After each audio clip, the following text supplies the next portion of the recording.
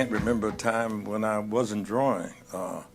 My earliest recall was at home laying on the floor drawing figures from the comics, and I used to draw those.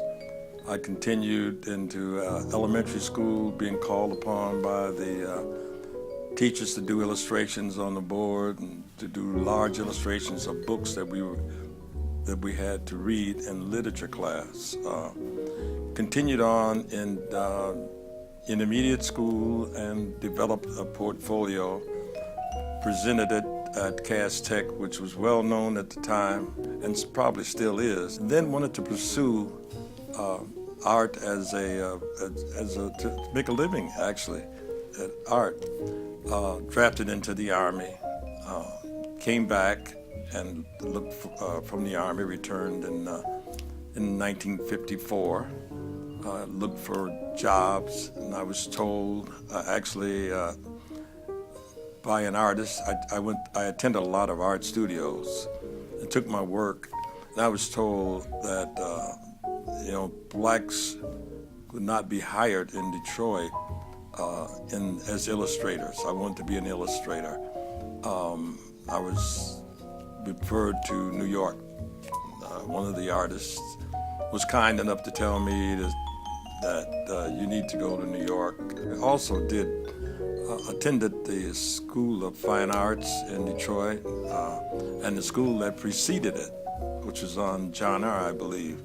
I took classes there, but those classes were really repeats of what I had learned. After hanging my own work, I came upon the work of Jacob Lawrence. I will never forget it. It was his series on John Brown. It was at the Art Institute. I was so struck by it that I wanted to own it. First time I really wanted to own somebody else's work. I've always enjoyed in art and in music the ability to say the most with the least, fewer strokes. Although I've done some work that you may see where it's very complicated. The method that I used most was pen and ink drawings because of the simplicity. But I like the motion. I like saying the most with the least. I've graduated into abstract drawings, feeling that to replicate something that could be done by a camera was not really art, and to make statements. My first venture into expressing myself through a medium, obviously, as I said before, I'm normally pen and ink, but I wanted to venture into to oils or conceits.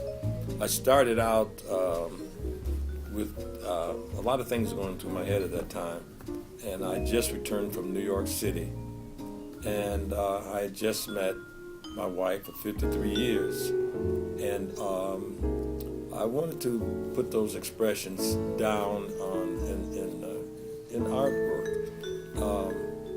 So I actually started out with a self-portrait of myself and those things that influenced me at that time. So infused into that are images of the Empire State Building. I spent a lot of time in Greenwich Village. Spent a lot of time listening to jazz, but I can do only those things that I'm inspired to do. I have a cousin who's a poet, and I did the cover of his book of poetry. I was inspired because it included heroes that I knew: Jackie Robinson, Joe Louis, Martin Luther King. Those things I'm inspired to do. Actually, the art is in the eye, whether you're a graphic artist and you're using a pen or a brush, or the camera can do the same thing if you know how to use it. You always need to stay true to your work. True artists are never far from their work. It's a need like the need to eat, to drink. So you have to follow your bliss, as Campbell said. Follow your bliss and continue at it and hope for the best.